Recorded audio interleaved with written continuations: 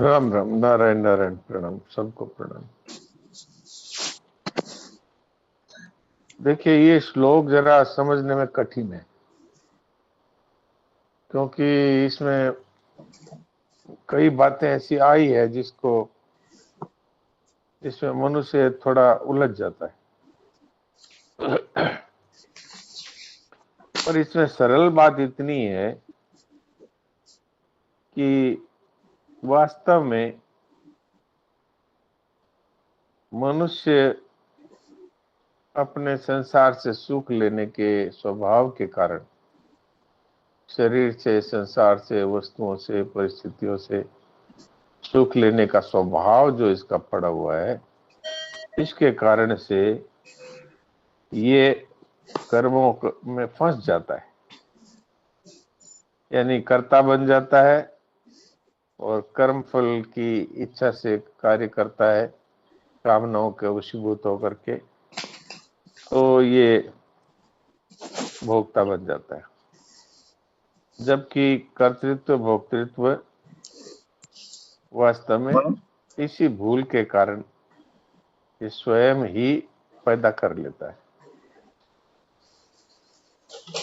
और कुछ लोग तो पहले से ये बात सोचे बैठे रहते हैं कि सब कुछ भगवान ही करवाते हैं, तो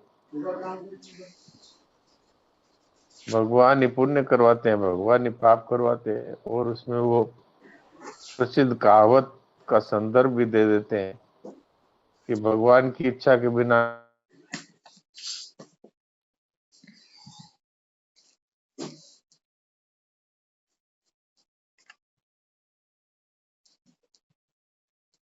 दीदी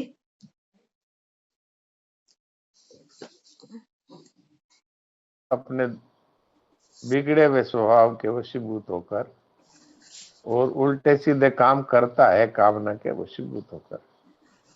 जो हिलता नहीं है वो तो होने की बात है, भगवान की इच्छा के बिना पत्ता ही नहीं हिलता है। ये तो इसके लिए ये बात कही गई है कि जो कुछ भी होता है वो भगवान के द्वारा होता है, पर जो कुछ हम करते हैं वो भगवान करवाते हैं, ये बात नहीं है। तो यहाँ शंका होती है कि फिर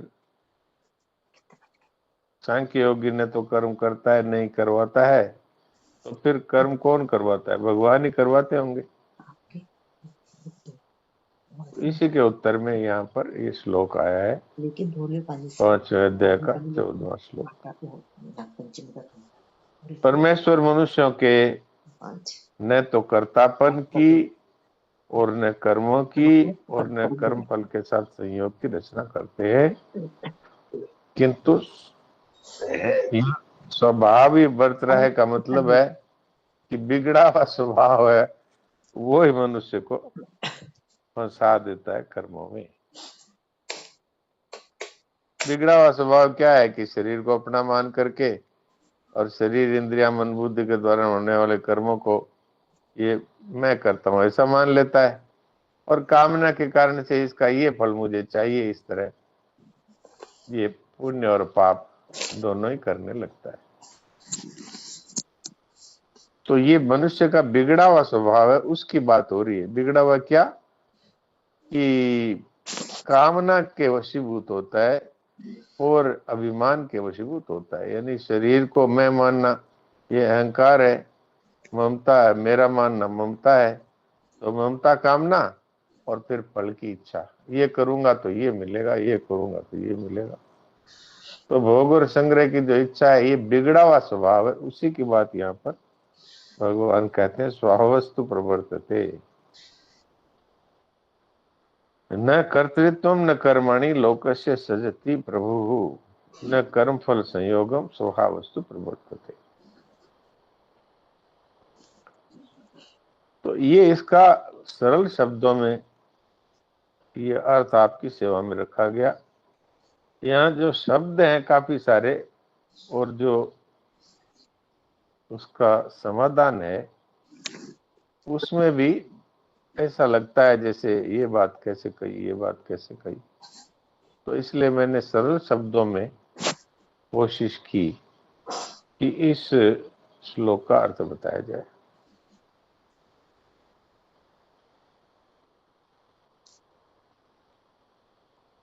तो भगवान ये पूरी सृष्टि रचना का कार्य करते हैं, भगवान सर्वसमर्थक है। तो फिर हाथ मत डालना। फिर ये कर्तापन भी भगवान का बनाया हुआ होगा। आदमी ये सोच सकता है कि पूरी सृष्टि वही रचते हैं, तो कर्तापन भी भगवान ने ही रचा होगा। और ये कर्मों की भी रचना भगवान के द्वारा हुई होगी, और ये कर्म फल की रचना भी भगवान के द्वारा हुई होगी। तो इसमें वास्तव में मनुष्य का अपना जो स्वभाव है बिगड़ा हुआ, वही हेतु कहा गया है। हाँ, ये बात जरूर है कि भगवान के यहाँ पर विधान है कि जैसा आप कर्म करेंगे उसका आपको उसी तरह का फल भोगना पड़ेगा। यदि बुरा कार्य करेंगे तो बुरा फल मिलेगा, अच्छा करेंगे तो अच्छा फल मिलेगा। लेकिन कर्तापन की रचना भगवान नहीं करते। मनुष्य कर्ता बन के ही तो भोक्ता बनता है। मैं ये काम इसलिए करूंगा कि इससे मुझे ये प्राप्त होगा, तो फिर वो पुण्य भी करता है, पाप भी करता है। शास्त्र विधि के अनुसार सकाम कर्म करता है तो उसका पुण्य उसको मिलता है, और कामना के कारण से शास्त्र विरुद्ध करता है तो उसका पाप भी मिलता है। लेकिन भगवान है वो मनुष्य को मजबूर नहीं करते। अब इसमें एक बात आई है, वो काफी उससे भ्रम हो जाता है। श्रुति में ये बात आई है कि भगवान जिसकी ऊंची गति चाहते हैं उससे तो शुभ कर्म करवाते हैं, और जिसकी नीची गति करना चाहते हैं उससे अशुभ कर्म करवाते हैं। वास्तव में बात ऐसी नहीं है। ये दो विभाग है। एक है वर्तमान में कर्म करने का अर्थात क्रियमाण का विभाग, और एक है जो पहले हमने किए हुए हैं, वो हमारे सारे कर्म हैं, वो स्टोर में जमा हो गए थे संचित के रूप से, वो प्रारब्ध के रूप में अब इस जीवन में हमारे सामने आए हैं और आने वाले हैं। तो उस प्रारब्ध के विषय में ये बात कही गई है श्रुति में कि अगर किसी को हानि होने वाली है तो भगवान उसकी बुद्धि में ऐसी प्रेरणा करते हैं कि वो खरीदारी ऐसे समय में करता है जब ऊंचे भाव में चीजें मिल रही है। अब ऊंचे भाव में खरीदी हुई है और फिर भाव गिर गया तो उसको हानि हो जाएगी। तो ये प्रारब्ध को भुगताने की दृष्टि से ये बात कही गई है, न कि नए कर्म करने के विषय में। नए कर्म हम क्रियमाण करते हैं, उसमें यदि भगवान प्रेरणा करते हैं कि इसको नीची गति में ले जाना है इसलिए इसे नीचे कर्म करवाएंगे, और इसको ऊंची गति में ले जाना है इसलिए इसे ऊंचे कर्म करवाएंगे, ये बात नहीं है। ये क्रियमाण पे लागू होने वाली बात नहीं है जो श्रुति में बात आई है। ये प्रारब्ध के अंदर है। किसी को अगर लाभ होना है तो जिस समय में वस्तुएं सस्ते में मिल रही है उस समय में भगवान उसको प्रेरणा कर देंगे कि इस समय में खरीद लो। भगवान की तरफ से ये प्रेरणा होगी, और फिर भाव बढ़ जाएंगे तब वो बेचेगा तो उसको लाभ हो जाएगा। तो ये प्रारब्ध का फल भुगता करके उसको शुद्ध करने के लिए ये श्रुति की बात आई है, न कि नए कर्मों में, क्रियमाण कर्मों के लिए ये बात नहीं आई। ये एक बात बतानी थी जो इसमें थोड़ा कंफ्यूजन होता है, इसलिए ये बात आपकी सेवा में रख दी। अब इसमें कोई विशेष बात हो तो बोलिए।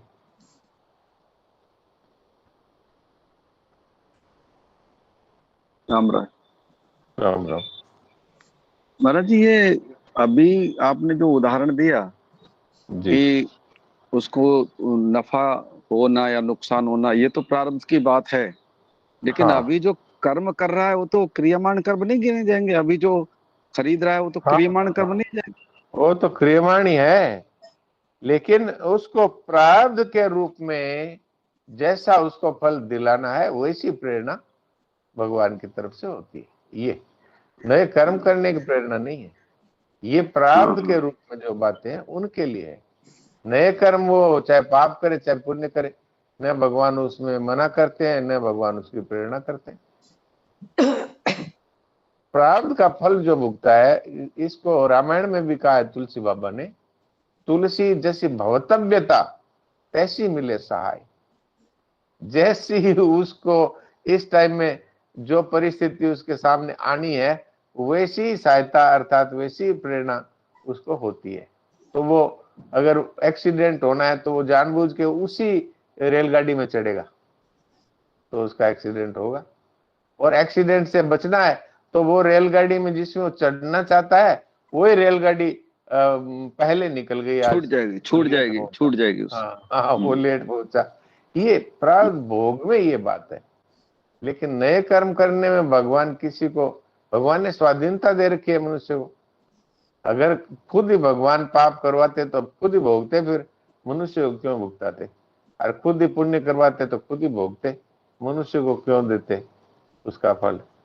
ये बात है। तो इसमें कंफ्यूजन हो जाता है, इसीलिए ये प्रश्न महाराज जी ने श्रुति वाला उठाया है।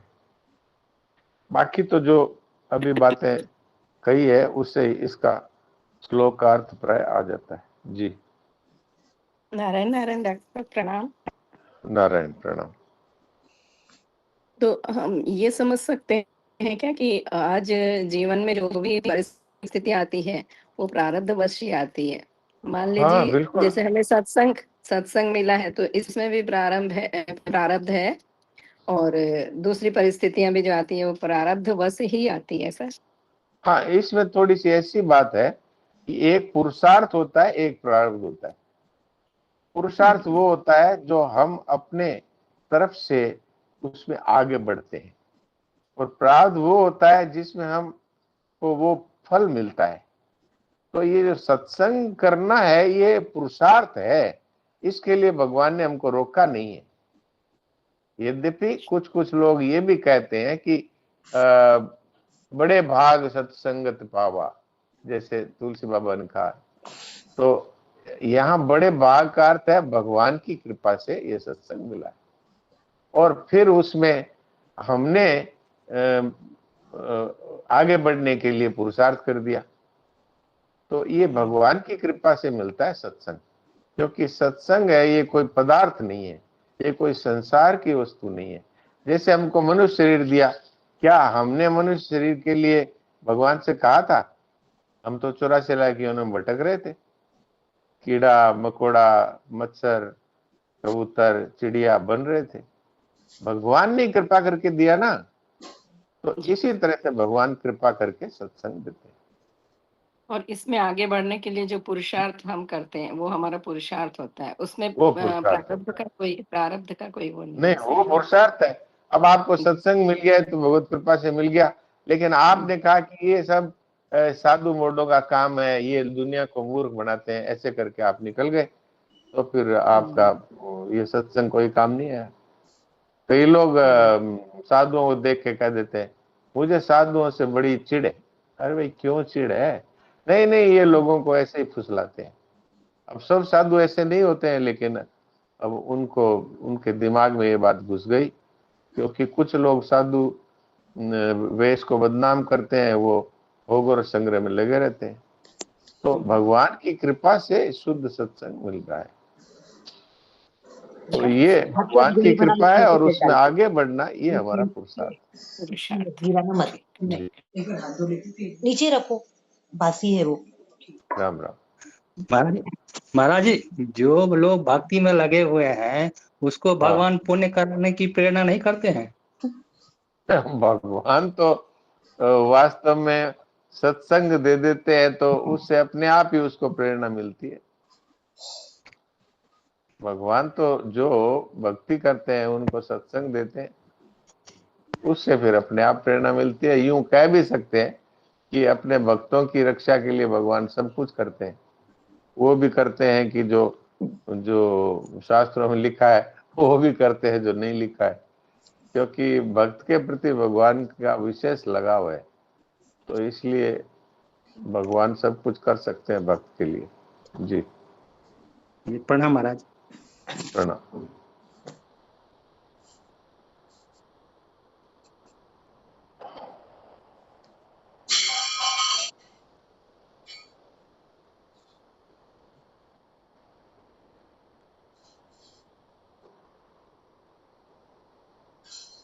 डॉक्टर साहब, ये पुरुषार्थ की बात दूसरी चीजों में भी है क्या? जैसे व्यापार है या पढ़ाई है या कुछ भी जो है, तो उसमें भी पुरुषार्थ का अलग महत्व है। जो परिस्थिति आनी है और उसमें पुरुषार्थ किया तो उससे कोई विशेष परिस्थिति ऐसे में बन जाती है, ऐसा है? देखिए, एक पुरुषार्थ है, एक प्रारब्ध है। हुँ, पुरुषार्थ के लिए मनुष्य को भगवान ने स्वतंत्रता दी है।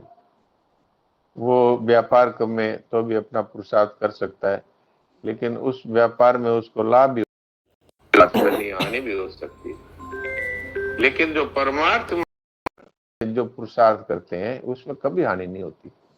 तो इसलिए वास्तव में पुरुषार्थ का मूल उद्देश्य है परमात्मा की तरफ चलना। इसी को वास्तविक पुरुषार्थ कहते हैं। बाकी संसार के लिए, धन के लिए, मान के लिए, बड़ाई के लिए, सुख सुविधा के लिए लोग पुरुषार्थ करते ही हैं, उसको भी पुरुषार्थ कहते हैं। पर पुरुषार्थ का मूल अर्थ है परमात्मा की तरफ चलना। जी, जी, जी, प्रणाम। प्रणाम। तो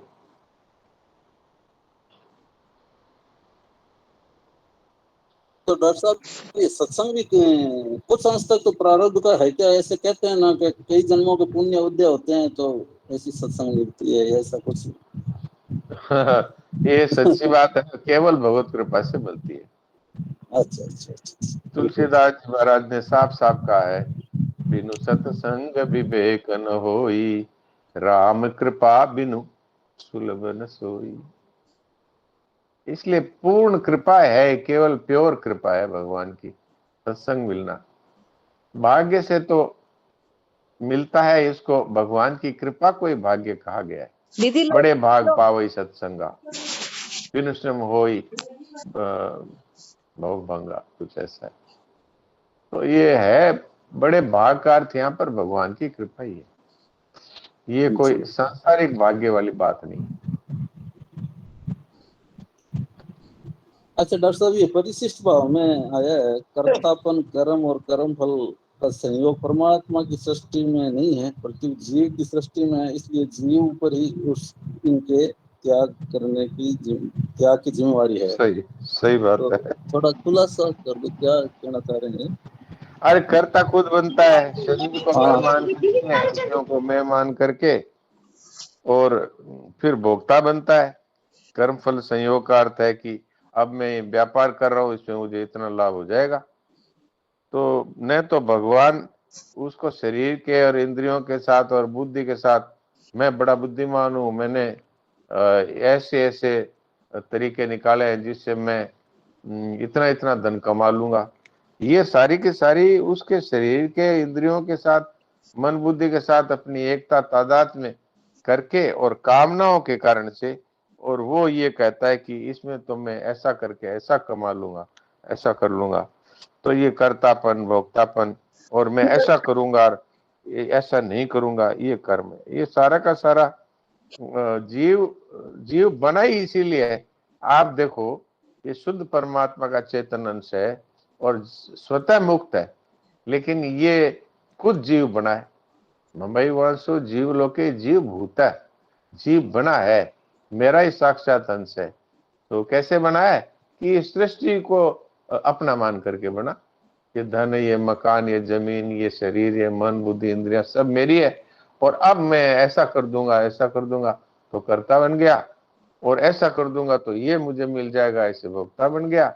और इतने इतने ढंग से मैं करूंगा, इस तरह कर्म और कर्तापन और भोक्तापन सब इसकी मूर्खता से, इसकी भूल से। इसलिए वास्तव में सबसे पहले जीव भाव ही इसकी मूर्खता है, उसके बाद ये सब कुछ हो जाता है। तो ये जीव की सृष्टि है, भगवान की सृष्टि में तो भगवान के सिवा कोई है ही नहीं। भगवान कहते हैं, मत्ता प्रथम नान्यत किंचित अस्ति धनंजय, ये पूरी सृष्टि में मेरे सिवाय कुछ है ही नहीं, एक मैं ही मैं हूं। अब जीव कहता है मैं हूं, तो फिर मैं हूं तो अब जन्मो मरो भाई। जी, महाराज जी, शायद तुलसी बाबा का दोहा जो यही है कि बिन प्रयास हो सब संशय भंगा, ऐसा लग रहा है।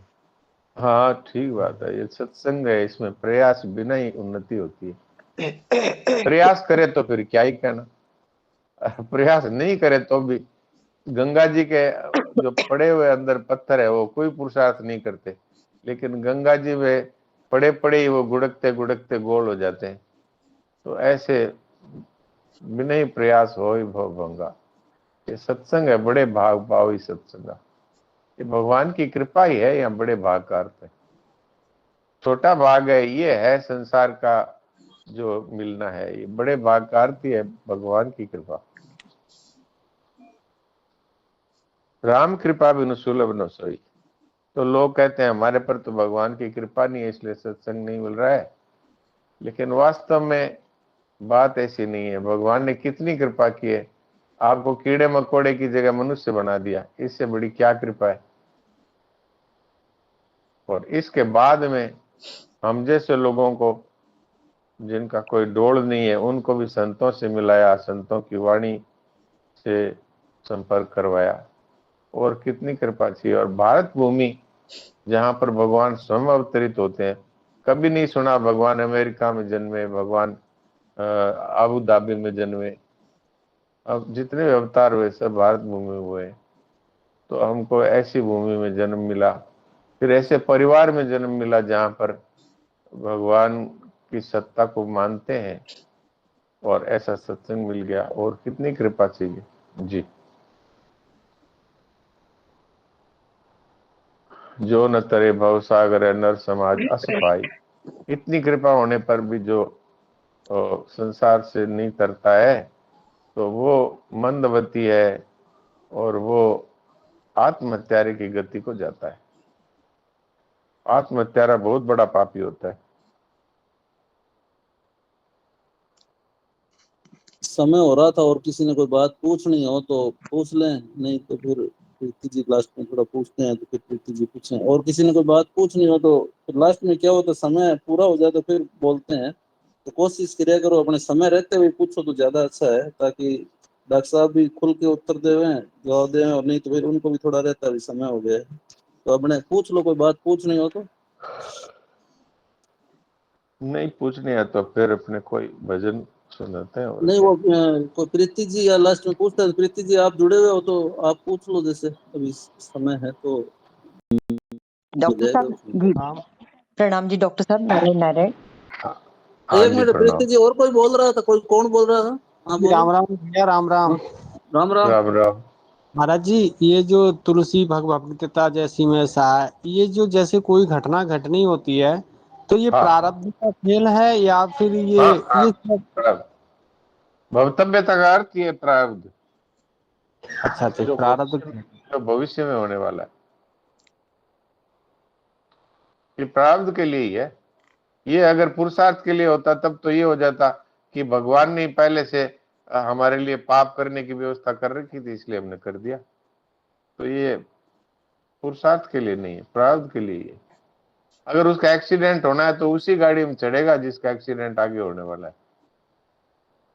अगर नहीं होने वाला है तो वो गाड़ी उससे छूट जाएगी, वो चढ़ने की कोशिश करेगा, लेकिन वो गाड़ी पहले ही निकल गई, खुद लेट हो गया। महाराज जी, एक बात हो रही थी कि जैसे कि भगवान अंदर से जो प्रेरणा करते हैं, जैसे कि क्या थोड़ा इसके बारे में नहीं समझ में आया था। अंदर से हृदय से प्रेरणा करते जी हैं। साहब, भगवान ने आपको ये बात करी कि आप गाड़ी पे चढ़ने के लिए घर से निकल रहे थे, तो उसी समय में आपका कोई मित्र आ गया, उसने आपको 15 मिनट बातों में लगा लिया, और बड़ी जरूरी बात थी इसलिए आप लेट हो गए, और वो गाड़ी निकल गई। और आप भगवान को दोष दे रहे हैं कि आज तो मेरी गाड़ी निकल गई, मित्र को दोष दे रहे हैं गाड़ी निकल गई। आपको बाद में पता लगता है वो गाड़ी एक्सीडेंट होके उसमें इतने लोग मर गए। तो ये भवितव्यता तो ये थी, लेकिन भगवान ने आपको वो मित्र को भेज करके और ये रखे कार्य किया था। एक चाय भगवान ने आपको भवितव्य के ताकि हिसाब से मित्र को प्रेरणा करी और आपको उनसे बात करने की प्रेरणा करी। नहीं तो आप बोल सकते थे मेरी तो गाड़ी छूट रही है, तुम बाद में आना। तो ये भगवान इस तरह से करते हैं। प्रणाम महाराज जी। प्रणाम। हाँ जी प्रीति जी। जी डॉक्टर साहब प्रणाम नारायण नारायण। प्रणाम, बोलिए। डॉक्टर साहब क्रियमाण की भगवान प्रेरणा नहीं करते और प्रारब्ध की प्रेरणा करते हैं। तो जब हाँ हम जी। काम करते तो सपोज कोई भी काम कर रहे तो उसको भाषा में पुरुषार्थ बोलते, तो हमको हाँ हम इसको जस्टिफाई कर सकते क्या कि हमारे कौन से काम में भगवान हमको प्रेरणा कर रहे और कौन से काम में नहीं कर रहे? नहीं, सपोज क्रियामान में कर रहे अभी, तो ये क्रियमाण में भगवान की तरफ से छूट है, स्वाधीनता है आपको। आप चाहें तो सत्संग में जा सकते हैं, आप चाहें तो सिनेमा में जा सकते हैं। लेकिन हम भगवान कैसे इसमें हम प्रेरणा नहीं समझेंगे थोड़ी करते। हम वो तो कैसे? वो आप अपनी कामना से जाते हैं ना भाई। हाँ, यस। आपकी कामना है सिनेमा देखने की, अब आप सिनेमा में जाएंगे। भगवान की प्रेरणा कहाँ है? इसीलिए तो अर्जुन ने प्रश्न किया कि ये कौन है जो नहीं चाहते हुए मनुष्य पाप कर बैठता है? तो भगवान ने ये नहीं कहा मैं हूं, भगवान ने कहा ये कामना है। तो क्रियमाण में आप अगर निष्काम होंगे तो आप सही रास्ते जाएंगे, आप कामना युक्त होंगे तो आप गलत रास्ते जाएंगे। तो यहाँ भगवान का रोल नहीं है, यहाँ तो आप खुद अगर जानते हैं कि भाई इस रास्ते जाने से मेरा पतन होगा तो आप बच सकते हैं विवेक पूर्वक। और अगर आप कामना के वशीभूत है तो आप नहीं बचेंगे, आप वहीं चले जाएंगे। तो इसमें भगवान की कोई प्रेरणा नहीं। इसलिए पुरुषार्थ में मनुष्य को स्वतंत्रता नहीं देते तो फिर वो कैसे अच्छे काम करता और कैसे वो गलत काम में पड़ता? स्वतंत्रता दी हुई है तभी तो। आप चाहे भगवान को अपना माने और चाहे संसार को अपना माने, इसमें आप स्वतंत्र हैं कि नहीं? नहीं तो फिर शास्त्र की जरूरत क्या पड़ती? अगर भगवान ही रोकने वाले होते, भगवान ही लगाने वाले होते, तो पाप में भगवान लगा रहे हैं इसलिए उन्हीं को दंड मिलना चाहिए, और पुण्य भगवान करवा रहे हैं तो उन्हीं को पुण्य मिलना चाहिए। इसलिए जो पुरुषार्थ है उसमें मनुष्य की स्वाधीनता है। और आप चोरी करें तो भगवान आपका हाथ थोड़ी पकड़ते हैं। चोरी करो बाद में डंडे पड़ेंगे, ये विधान है उनका। जी। और डॉक्टर साहब इसमें डॉक्टर साहब ये शास्त्र डॉक्टर साहब बोलिए ये बोलिए प्लीज। पहले एक बार प्रीति को बोलने दीजिए, प्रीति की बात पूरी हो जाए तब फिर आप बोलिए। जी। डॉक्टर साहब जैसे अभी मैं आपको जैसे लाइक प्रश्न मैं बोलती जाती हूँ, आप उसको मुझे समझाते जाना। मुझे ये सांख्य योग बड़ा अच्छा लगता है लेकिन मैं उसको एग्जैक्ट नहीं समझ पा रही हूँ। मैं बहुत कोशिश कर रही मेरे हिसाब से, लेकिन मुझे अपने आप हो रही चीजें, फिर प्रारब्ध है, फिर ऐसा मुझे मैं कंफ्यूज हो जाती हूँ अब हमेशा। अभी आप प्रारब्ध को इसमें मत ले, सांख्य योग अलग चीज है। सांख्य योग बड़ी सरल है, सीधी सीधी बात है कि जो नष्ट होने वाला है वो असत है जी। और जो सदा रहने वाला है वो सत है। अब आपको डिसाइड करना है, आप सत को पसंद करते हैं कि असत को? बोलिए। सत को। बस सत को पसंद करते हैं तो असत के प्रति ममता कामना आसक्ति सबको अभी इसी क्षण छोड़ दीजिए। तो सत आपके पास स्वतः ही मौजूद है।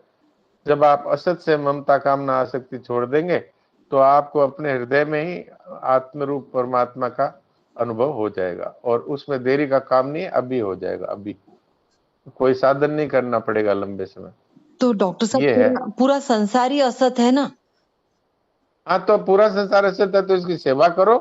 इसमें ममता कामना आसक्ति क्यों करते हो? सेवा करो, पति की भी करो, बच्चों की भी करो, पड़ोसी की भी करो, प्राणी मात्र की सेवा करो। कोई मेरा नहीं है। कोई मर जाए तो रो मत, कोई जन्म जाए तो हर्षित मत हो। और केवल एक भगवान अर्थात अपने आत्म स्वरूप में ही सब समय अपनी स्थिति का अनुभव करो। तो जन्म मरण किसका होगा बताइए? आत्मा का जन्म मरण होता नहीं। तो आप अभी मुक्त हो गए कि नहीं जीते जी? सांख्य योग इतना सरल है, पर सीधी सीधी बात है। जिसको भोग और ऐश्वर्य चाहिए वो चाहे कितनी बार सुन लो सत और असत का विभाग, वो उसको चाहिए ही भोग।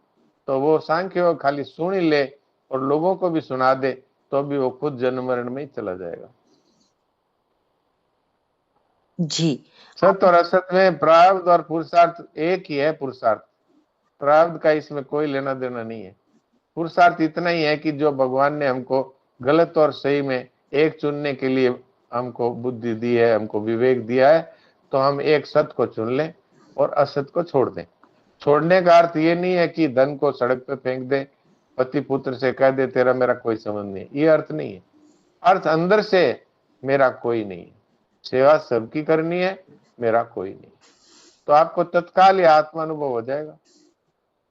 जी। इतना सरल है। और डॉक्टर साहब मैं हमेशा प्रारब्ध और सांख्य योग को मतलब मिला देती हूँ कि भाई जो उसका कोई लेना देना नहीं है प्रारब्ध का इससे। तो प्रारब्ध अपना चलता रहेगा।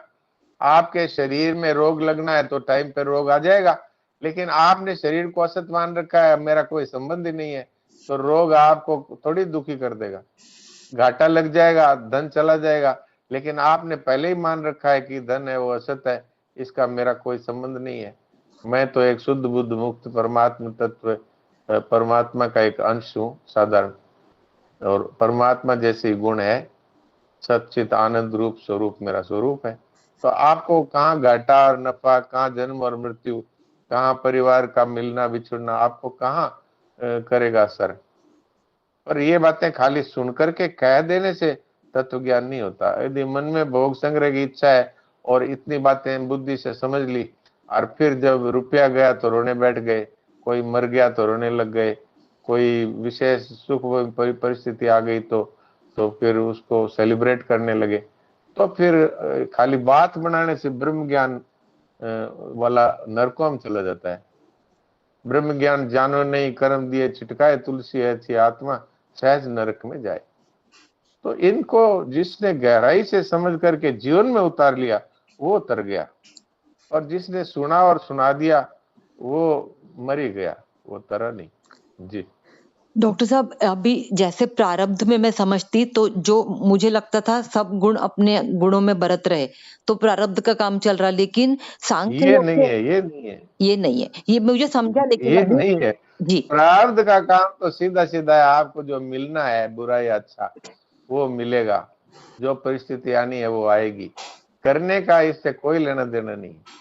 आपने किसी भी जन्म में किया होगा, और इस जन्म में यदि वो प्रारब्ध बन करके आपको भुगतना है, तो वो आप चाहे जीवन मुक्त हो जाओ फिर भी आपके शरीर में वो रोग आ जाएगा, लेकिन आपको सुखी दुखी नहीं करेगा। क्योंकि हमने सत असत का विवेक कर लिया। हाँ, विवेक हो गया। अब विवेक ही नहीं, अनुभव हो गया। विवेक है पहली बात, और फिर वो विवेक ही तत्व ज्ञान में परिणित हो जाता है, बोध में परिणित हो जाता है। जब बोधवान हो गया तो फिर व्यक्ति नहीं रहा, फिर वो सर्वव्यापी आत्मा ही हो गया। अब उसको कहाँ सुख दुख और कहाँ संसार की परिस्थितियां कहाँ पहुंचेगी, वहां तक पहुंचते नहीं कोई। जी डॉक्टर साहब जी जी जी डॉक्टर साहब बहुत महत्व का पॉइंट मिला आज सभी को। आपको बहुत बहुत जी प्रणाम डॉक्टर साहब। नारायण। जी प्रणाम। हाँ, अब बोलिए बहन जी, आप कौन बोल रहे थे? उर्मिला जी क्या? जी जी डॉक्टर साहब। हाँ बोलिए। मतलब हमको जैसे कई बार अपन क्यों कर्तव्य विमूढ़ होते हैं कि भाई ये करें, तो शास्त्र इसमें हमारा मार्गदर्शन करते हैं, तो हाँ हाँ, वहां से एक मार्गदर्शन ले या फिर सत्संग से ले। ठीक है डॉक्टर साहब। नहीं वो तो ये आप सभी से लो, चाहे शास्त्र से लो, चाहे महात्मा से लो, चाहे उच्च कोटि के साधक से लो। जी जी। और जैसे ये कहा कि भाई अपन सुखी दुखी नहीं हुए, रोए रोए नहीं, कोई मर जाए तो मान लीजिए हमारे माता पिता है, तो हमको रोना आ गया तो आ गया, उसमें क्या है। नहीं आ ऐसा गया तो आपके शरीर में आ गया, यदि आप निर्लिप्त हैं तो कोई बात नहीं। हाँ हाँ, वही वही वही अरे आप अंदर से सुखी दुखी निर्लिप्त। नहीं हुए, आप हाँ सुखी दुखी नहीं हुए, आंखों से आंसू आ गए तो कोई बात नहीं है। वो तो जी जी अंदर जी। से दुखी सुखी होने की बात है। बाहर से हाँ चाहे आप संवेदना प्रकट करो, चाहे बाहर से आप आंसू भी ढरकाओ तो कोई बात नहीं है। अंदर आपके बिल्कुल असर ही नहीं पड़े, चाहे कोई जन्मे चाहे कोई मरे, तो फिर कोई बात नहीं है। बाहर से हम किसी से मिलने भी तो जाते हैं, कोई मर जाता है तो उसके यहाँ सांत्वना देने के लिए जाते हैं ना हम। जी डॉक्टर तो साहब। कोई दुखी होकर थोड़ी जाते हैं, उसको समझाने के लिए जाते हैं। ऐसे ही परिवार के जनों को समझाने के लिए, चाहे भले ही आप ये कहें कि इतना अच्छा ये व्यक्ति था परिवार का, और कितने दुख की बात है, वास्तव में दुख की बात यह है, लेकिन मैं दुखी नहीं हूं, इस बार अनुभव होना चाहिए। जी डॉक्टर साहब, जी डॉक्टर साहब, प्रणाम। जी प्रणाम। तो महाराज जी राम राम। तो महाराज जी, वो जो ज्ञानी लोग हो जाते हैं वो सुख दुख में मतलब उत्सव मनाने के लिए, प्रसन्नता में और अफसोस में दुख मनाने के लिए नहीं होंगे। नहीं, वो भले ही जो उत्सव हो रहा है उसमें शामिल हो जाएंगे, लेकिन अंदर से उनके कोई, अब प्रार्थना कर ली अब किसी महात्मा से कि महाराज हमारे घर में ये उत्सव हो रहा है, इसमें आप पधारो, तो वो जीवों का कल्याण के लिए वहां चले जाते हैं, लेकिन उनके न तो कोई कोई शोक सभा में जाने से कोई दुख है, न कोई उत्सव में जाने से सुख है। तो उनके बाहर के आचरणों से हम संतों को नहीं पहचान सकते। जी महाराज। जी जी। तो संतों को कोई बड़भागी लग पावे, हर एक के बस की बात नहीं है संतों को पहचानना। जी बोलिए सुरेश जी। तो नहीं मतलब सर हो गया शंका समाधान और इधर समय भी हो गया, तो यही जी विराम करो, दें। बिल्कुल बोलिए, जय बोलाइए। हाँ जी दिनेश भाई जी, जय तो बोलो, चुप तो कोई बात नहीं है। नहीं नहीं चुप नहीं है, बहुत ध्यान से सुन रहे हैं, चुप नहीं है। तो ठीक है, थोड़ा सा आप सार रूप से 1-2 मिनट में बात बताओ, क्या बात हम लोगों के लिए है जो सुनी। अब देखिए डॉक्टर साहब ने बहुत स्पष्ट से ये 14वां श्लोक का बताया कि दो गाड़ी है, दोनों अलग अलग जा रही है। एक क्रियमाण की गाड़ी है जो आपने जो लगाया जा रही उसी है, पेट में आप निकालो और अपने लिए नमकीन कर्म पूरी ताकत करेंगे लगाओ। तो कर्म फल बनेगा, प्रारब्ध आएगा, भोगना पड़ेगा, संचित होगा, प्रारब्ध होगा। अगर आप अपने लिए नहीं करते हैं, निष्काम भाव से करते हैं, तो दुकान बंद हो गई, अब आगे दुकान बढ़ेगी नहीं, मतलब जाना नहीं है। दूसरा जो डॉक्टर साहब ने बताया कि जो क्रियमाण कर्म हमने किया उसका दो बनाए, एक तुरंत भोगने वाला, एक बाद वाला। तो बाद वाला जो है संचित होता है और प्रारब्ध होता है, उसमें हम कुछ नहीं कर सकते। वो तो अपने आप परिस्थिति आएगी और वैसी बुद्धि हमारी बन जाएगी कि उधर चले जाएंगे अपने आप। तो उसमें महाराज जी ने बहुत बढ़िया बताई है, डॉक्टर साहब बताए कि उसका हेतु भी नहीं बनना है और उस परिस्थिति से अपने आप को जोड़ना नहीं है, क्योंकि वो शरीर में आ रही है, प्रारब्ध अनुसार आ रही, घटना घटित होगी ही। अब रोना गाना हमारा अपने काम का काम है। तो बात बिल्कुल स्पष्ट है कि क्रियमाण की गाड़ी अलग है और प्रारब्ध की गाड़ी अलग है। यही बात डॉक्टर साहब। पैर मत जाए उसको, पैर मत डालना उस पे, रुको। डॉक्टर साहब म्यूट खोल लेना। बस ये नीचे रखो, इसमें है ना। हाँ डॉक्टर साहब आवाज आ रही है कि म्यूट खोल लेना, म्यूट बंद करा था, हाँ आवाज डिस्टर्ब हो रही थी। हाँ कोई बात नहीं, कोई बात नहीं। हाँ आपने बिल्कुल सार रूप से सारी बात बता दी। और आप जरूर लास्ट में कम से कम अगर आपका कोई प्रश्न नहीं हो तो भी एक बार सार रूप से आप बात कहा करो, तो सभी को संतोष होता है। नहीं डॉक्टर साहब, बात ये है ना कि हम जब सुनते हैं भाई बहनों की बात, आपकी बात, तो श्लोक का व्याख्या जो लिखा गया उसको देखते रहने की कोशिश करते हैं, तो बात बहुत समझ में आती है। अब बोलने में तो हम वेग में चले जाते हैं, इसलिए चुप रहने में ज्यादा माल मिलता है। नहीं वो फिर लास्ट में डॉक्टर साहब कह रहे हैं कि वो फिर जो इकट्ठा करा है ना माल, वो बांट के चले जाया करो, फिर रखिया मत करो इसको। यही बात है, सबको लाभ हो, यही बात, यही बात है और कोई नहीं। जैसे ठीक है भाई, प्रीति जी ने अब जैसे बढ़िया सिस्टम भाई लास्ट में पूछ लेते हैं, पहले किसी ने पूछना है तो डिस्टर्ब भी नहीं होता, ऐसे ही आप कर लिया करो, थोड़ा ठीक रहता है, बढ़िया है।